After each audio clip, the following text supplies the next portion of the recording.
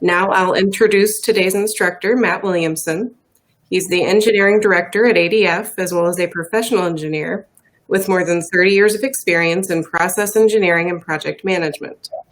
Matt's also a recognized expert in combustible dusts, related regulations, and has been featured in multiple publications as an author and an expert. Please welcome Matt Williamson. Thank you, Courtney.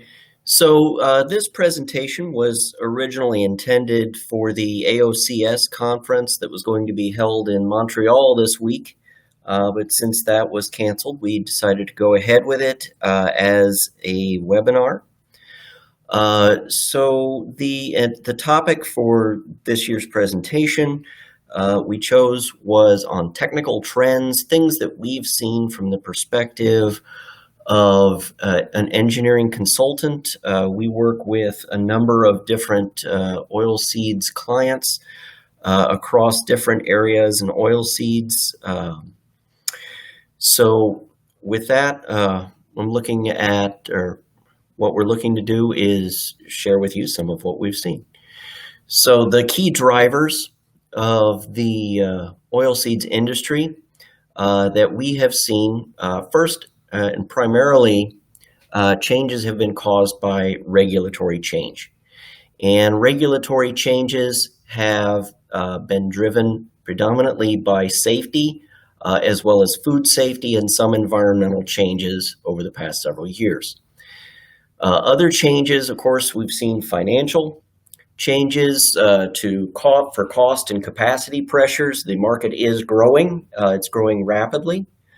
So there is a lot of pressure for increased capacity in the market. And of course, we've seen the integration of new technologies as well. And of course, there are commercial changes that impact the market tremendously as a result of evolving consumer demands.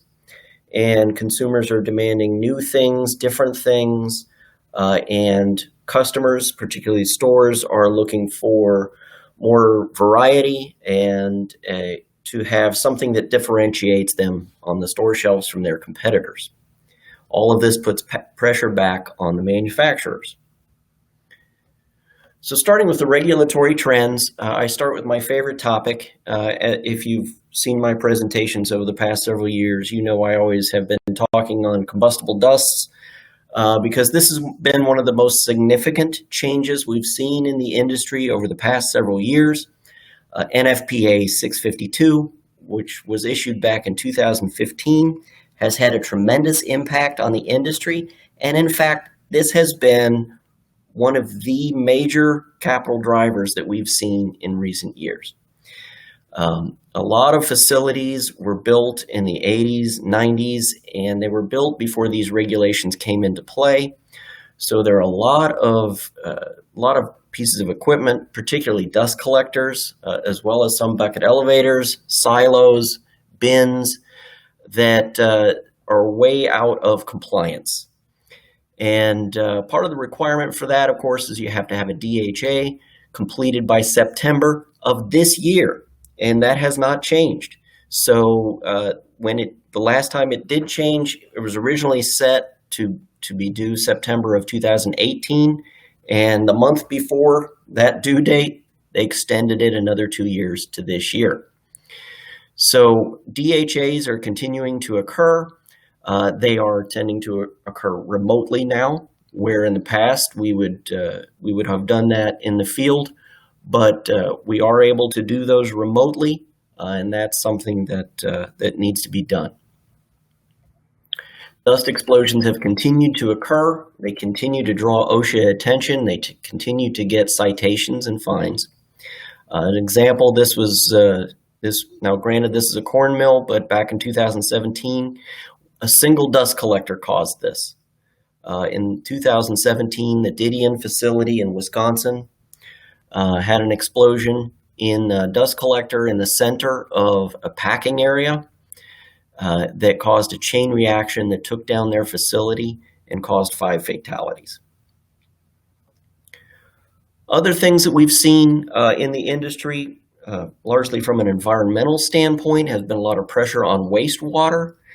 And wastewater is something that has been driven not so much on a national scale, but on local municipal scales. And the municipalities have been pushing regulations a little differently across the country. Here you see where most of the wastewater sources, of course, are from the refinery, but there is a significant contribution from the skim pit in crush and extraction as well as some other sources such as stormwater and blowdowns. So the changes that we've tended to see in permits and permit requirements, one of which has tended to come up a lot is FOG, or FOG, which is fats, oils, and greases. We're starting to see more and more surcharging on this and tighter pH limits as well. So we're seeing facilities start to do more and more to handle their wastewater. Food safety is another major change that has really caused a lot of activity in the oilseeds industry, particularly in those facilities that have bottling and packaging on site, where whenever you're dealing with product that is going straight to consumers, you have to follow the regulations driven by FSMA, putting together HACCP plans, segregating zones of the facility to keep the dry areas away from the wet areas. Lecithin is one area where we have worked in particular and have seen a number of issues related to food safety. Another thing that we have seen as a result of the last wave of FSMA changes were to deal with adulteration. That is the intentional potential sabotage of the food stream to reduce the potential for that, the likelihood of that. And we have found that that's causing some increased demand in automation to remove the number of human touches involved in the process. Nitrogen padding, nitrogen line blowouts, these are something we're seeing quite a bit as well. My concern here is, of course, you're bringing nitrogen into some facilities that may have not been designed for that. So you need to be very careful, as nitrogen can create other hazards as it's fixing the food safety issue.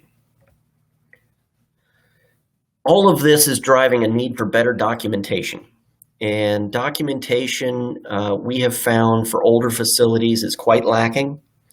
So we're having to spend a lot of time with facilities building up as-built facility drawings, P&IDs, helping them to understand what they have so that they can react to it, respond to it, build better HACCP plans or combustible dust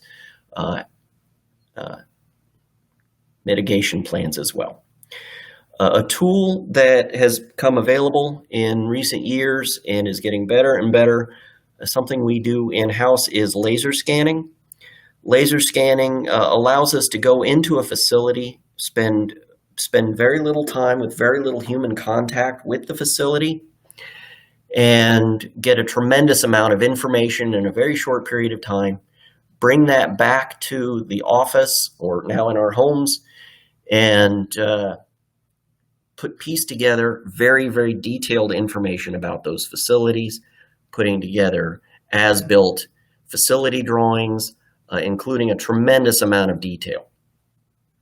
Another thing that we've been asked for quite a bit in recent years is electrical health assessments, assessing the capacity doing things like short circuit studies, arc flash analysis, that sort of thing has also been needed quite a lot in recent years. Financially, the trends have been toward more and more capacity and, of course, cost savings. Cost savings is not a new trend. That's been a reality in manufacturing forever. But that has been counterbalanced by a need for more and more capacity as the industry has grown.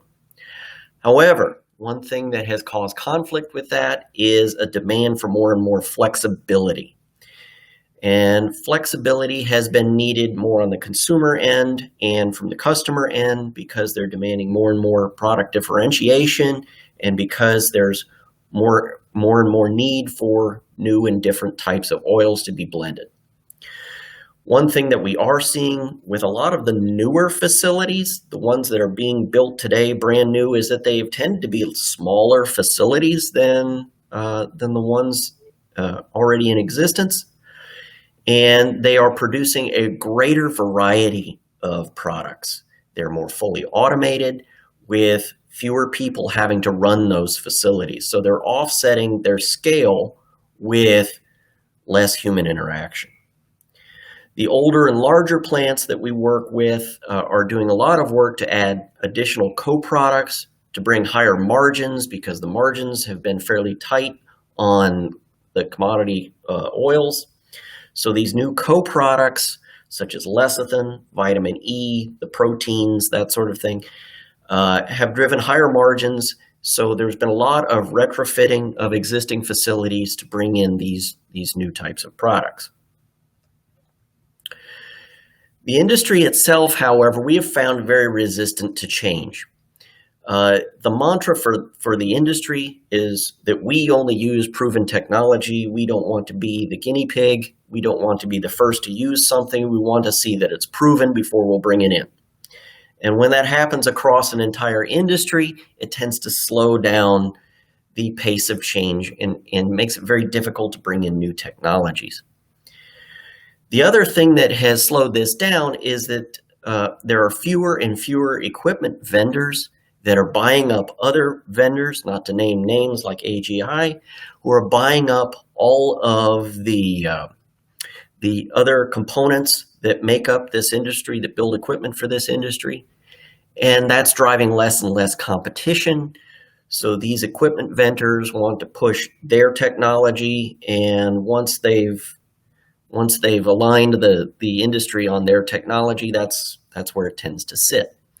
So other newer technologies like vertical conditioners, which Solex and Crown both have excellent vertical conditioners, they've made some inroads, but for the most part, we find facilities sticking with their rotary steam tube conditioners. It's old technology, it's proven technology, and even when they put in something new, we're still seeing them want to keep with these rotary steam tubes. Hexane extraction, the industry is growing. Hexane extraction is not going to go away, but the most of the growth that we're seeing in the industry has actually been a step backward, more toward mechanical extraction. And we'll get into more of that as we talk about commercial changes. So the industry is resistant to change, but change is in fact happening.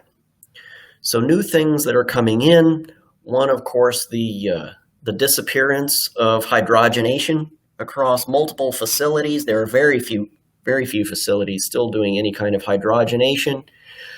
We're seeing more and more palm oil, coconut oil, these tropical oils coming in that require technologies like transesterification.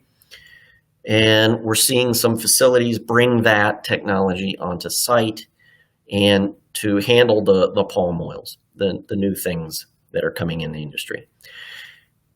One thing that we've certainly seen by COVID-19, and of course I have to mention coronavirus and what that's done for the industry, is we've seen a greater awareness for storage capacity, because there's a concern. What if we have to shut down that plant? What if our end user is not able to bring in as much of the product as we want to produce? We can slow our plant down, but not that much. So to keep our plant running, we need a little more storage on the end product. And we're starting to see some of that demand, and COVID-19 is driving some of that. Other things that we're seeing a lot of in a lot of different facilities is a demand for on-site blending of different oils to make those custom products and to provide some of that flexibility that the main process may not provide. Other side products that we're seeing require new things like extraction of sterols and vitamin E from fatty acid distillates. So we recently completed a very large project to produce some of these things from fatty acid distillates. And of course, there's the digital transformation. This is happening in the oilseeds industry. We're seeing a push, more interest in automation across the industry. One push that we're seeing is more remote access. And again, this is something that we believe will impact the industry as more and more demand will be there for remote access control of facilities. But further automation also improves the time for changeovers, quicker blends, and more consistent blends and optimization. So commercial trends, these are the other things that we're seeing and some of the more interesting changes that we're seeing in the market. As I mentioned, hydrogenation is finding more limited use, particularly in non-food application. So that change has pretty much already hit the industry, but we are still seeing a tremendous trend toward not only non-GMO, but all the way to organic blends and organic products. And organic oil seeds are quite different from the standard soybeans that you find in the US. You often have to go overseas to find sources for the organic soybeans. They are starting to appear in the US, but to make it a product organic, what they're looking to see, as you already see on the shelf with canola oil, these are not, these are things where they're looking for mechanical extraction. Okay, they want to see no hexane. They want, and we're starting to see that even in the soybean industry, where there's a demand, a push for mechanical extracted or expeller pressed oils, and that the growth in that market is significantly outpacing the growth in the overall oilseeds market. So new plants that are being built with mechanical extraction. They don't have near the capacity of the big hexane extraction facilities, but we're seeing them pop up more and more. So this is something that we think we're going to see in the industry for the foreseeable future.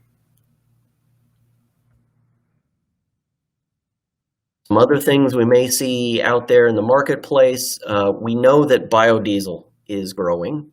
There's been a lot of projection for tremendous growth in the biodiesel market. I don't know that that's really coming to be a reality as projected, but it is there. Other oils on the market, algal oils have been around for a while. They've been trying very hard to generate new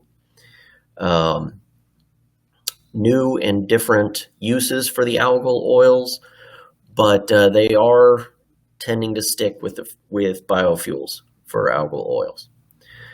CBD oil and hemp oil, this is something that we're getting a lot of discussion from different clients, and they tend to be very small players that are trying to build these skid-mounted units, pilot scale-sized units in their garages with very, very small amounts of production. But the market is still in its infancy. It's just starting to grow, but there's a lot of thought that it's going to grow very quickly. What we expect to happen is that these small players, as some of them start to become successful, the bigger ones are going to start buying them out. So that's what success looks like for those small players, to have a facility big enough to get it bought by a bigger player in the market. Other opportunities that we've seen have been in particular for protein and protein isolates, not only for human food and protein bars, that sort of thing, but also in animal feed.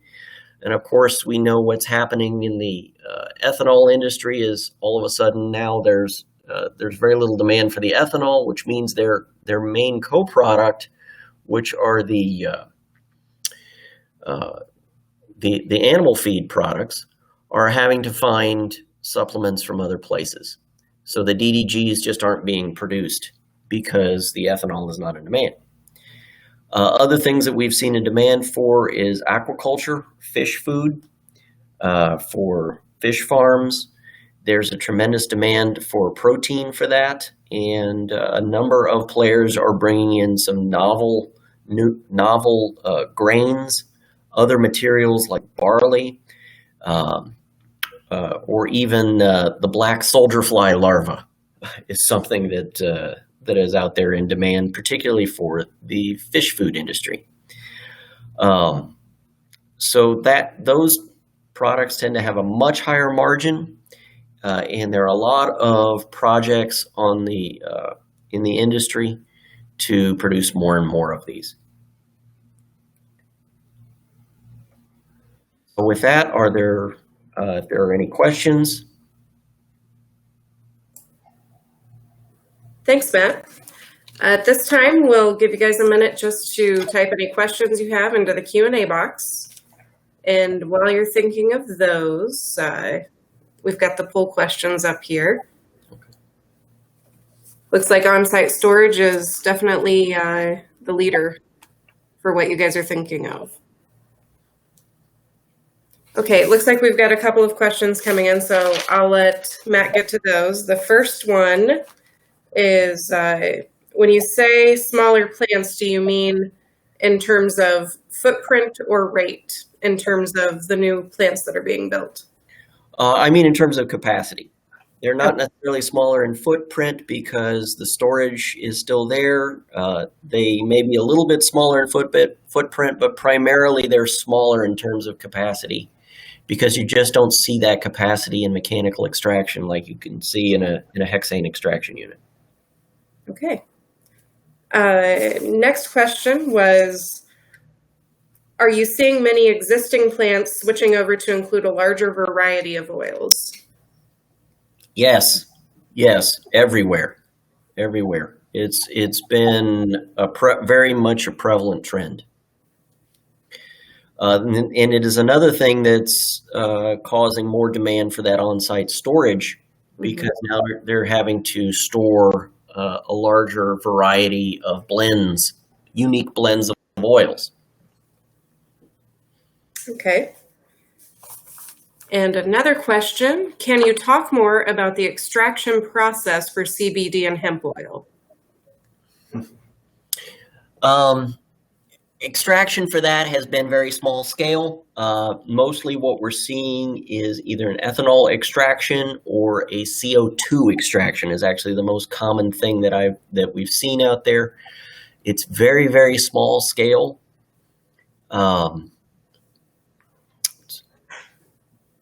But yeah, that's what we've seen. Okay, thank you. And someone is asking, does the laser scanning instrument have an explosion-proof rating?